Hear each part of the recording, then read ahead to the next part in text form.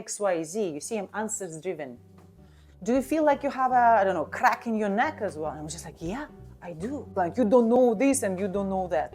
So what you have to do is come on a meeting or Zoom. I want to book a Zoom meeting, Mr. Client, answering this question, even it's a closed question. He feels that is something that he's lacking. That was just a leisure. I will tell you jump, you're gonna ask how high, right? So we shouldn't do that. So the same questions can be triggered. If this is just the first time you stumble on the video with me, my name is Olga Sinenko and I'm real estate sales trainer in Dubai. However, 10 years ago when I just came here with $10,000, I was an agent myself, then I became a sales manager. And since 2020, I'm training and coaching individual agents who want to, kind of make $1 million in straight commission or have a consistent income of 1 million, increasing it year to year. And I train the sales team in the companies, create the sales strategies for them, how to sell off-plan, secondary, and all of that. However, what I can give you, if you're just looking into transitioning real estate or maybe already selling, in this channel, you're going to learn the neuro-emotional persuasion techniques, which are transition into the high impact selling model. No pressure, just the right question and the right tone and right time. So the client will open up and see you as a one person to work with. Let's jump to the video. What do you think in your mind we should build rather than report on the first call? Having in mind that our goal is to book a Zoom meeting with this person. What do you think we should build in his mind? He might not know what he needs from me because I want to invest in Paris. I need so much. I mean, I don't need, you see, I'm not qualified most of the time, specifically when the social media leads that we are targeting this. These are investors all over the world. They are not qualified even to ask the right questions, to ask us the right questions, because they don't know what they don't know. But for me, let's imagine, forget about real estate. For me to ask someone to help me understand, what should I feel? But if we're going to go back to what I just said, the way I teach agent is just to twist a bit of the questions, because what we need to build in the client mind is that whatever he has or he knows is not good enough, is not enough for him to make a decision. I have to show him that he doesn't know something, but I cannot tell him, oh, Mr. Client, you don't know this and you don't know that. So what you have to do is come on a meeting or Zoom. I want to book a Zoom meeting, Mr. Client, which is a crucial average approach of the agent. I need to book, or I want you to book, or even we can book, fantastic if it's like that, a Zoom meeting where I can show you the XYZ and ABC. It's I. It's all about the salesperson. It's all about, if I will show you the best possible investment with the best possible this, as a spotlight is on you as a salesperson. So you have to, I will tell you jump, you're going to ask how high, right? So we shouldn't do that. So the same questions can be triggered a bit different. Have you been to Dubai? Oh yeah, I've been. And was it kind of an investment-driven trip, or was it just leisure? It's a closed question, by the way. But what I implanted in his mind, investment-driven trip. What do you mean investment-driven trip, right? Or just leisure? You're gonna say, oh, it was just leisure. I don't know. I was, with my kids and blah blah blah. So he already answering this question, even it's a closed question. He feels that is something that he's lacking. That was just a leisure, right?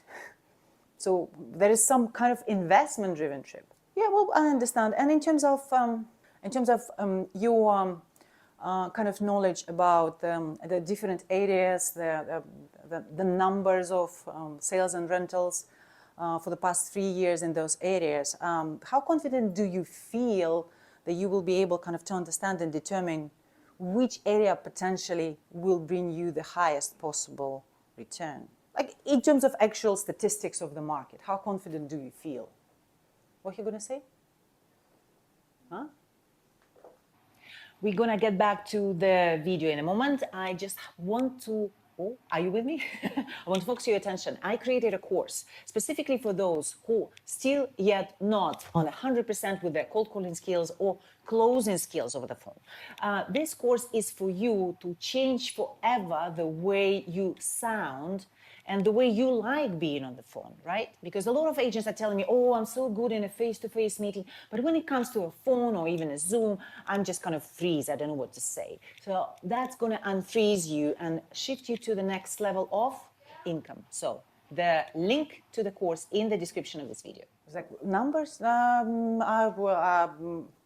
what I want. So he, with my questions, and this is closed questions, right? It's not open questions. But just because I'm saying something, I'm not saying directly, I'm going to show you X, Y, Z, I'm going to show you A, B, C. I'm telling him that this is what exists. How good do you understand that? I like to give an example of the doctor. When you come into the doctor appointment, you yourself, whichever doctor is it, dentist, doesn't matter. How do you understand? Is this a good doctor? Is this a bad doctor? How? There's two types of doctors, or let's say there are two doctors. One is telling you, hi, Olga, thank you so much for coming. And look, what we can do is we can do this and another procedure going to give you that one and the other. And I'm actually, by the way, the best doctor. And I'm 100% certain that I will help you with whatever you have. How do you feel at this moment? Unconsciously, I'm going to ask for a second opinion, right? But if the doctor is, okay, Olga, tell me how do you feel? Oh, you know, I feel like a pain in my side or in my hip. And for how long that been happening? And when you say in pain, how do you mean exactly? Is it the pain is like XYZ or is it a pain like ABC? Oh, it's a pain like XYZ. And when you have a pain of XYZ, you see I'm answers driven. Do you feel like you have a, I don't know, crack in your neck as well? And I'm just like, yeah, I do. So, two different types of doctors. Which one is more professional now? How did he show me that he's professional? Because of the questions he asked, right? Because if I will pitch you, and we are the doctors, you know, I like to compare us with the doctors just to give our profession a bit of a shiny, shiny kind of attribute. Because the doctors, if I am a dentist, there is no progression in my career. I'm just always going to be a dentist. I learn how to be a dentist, and I'm not going to progress to the brain surgeon, right? I'm not going to progress to, I don't know, someone who is doing the heart surgery. I'm a dentist. I mean, if I'm a football player, will I ever progress to be, I don't know, the coach? If I'm the, I don't know, front line, how different? Who is attacker? Who is Ronaldo? Will I? Yeah. Will I ever progress anyway? No, I'm a football player. That's what I'm going to do. I can only become better in my craft, the same as you. I mean, you can definitely progress in the sales leadership, but it's, again, everything about the sales. Yeah? If clients can't tell you, I'm busy now, you just say, yeah, I guess you would be. It's the middle of the day. That's why I'm kind of calling to arrange what's the best time for you. So you can maybe jump on a Zoom call with me. For you, so you can maybe jump on a Zoom call with me, where you can understand, not me showing you. It's not about me showing you anything, where you can understand a little bit more about the actual potentiality of the profit based on numbers. I will show you the data sources that we use as a professional when we determine which area is to invest. And not only us, the same data sources used by evaluations and bankers. Would that be useful if I will do that? Boom. Always like this. Because who is leading the conversation? Someone who is asking the question or someone who is answering? Asking. And unfortunately now, looking at the way that kind of validation of qualified lead, meaning we got the lead generation, we send this lead to the agent. Agent pick up the phone, call to the lead, and the conversion rates now on average is 20% out of the leads that we got to the agent saying the lead is qualified, meaning interested.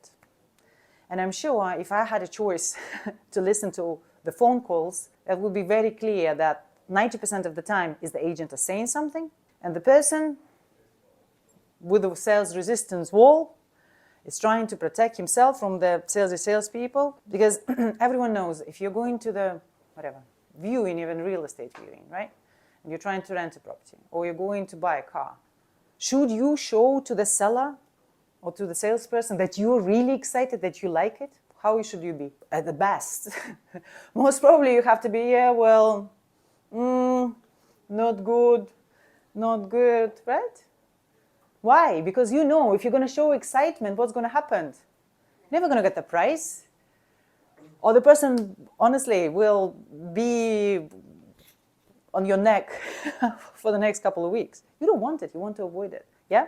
So now you kind of, I like to bring it up into that direct approach. So you will see how what we think is good is actually hurting us as a salespeople. But no, Olga, I really think this is the best investment. And I really think that for this person, it's the best. But unfortunately, the way we deliver it defeats the purpose. Most probably the person is going to say no, just because of our delivery. Any questions on that?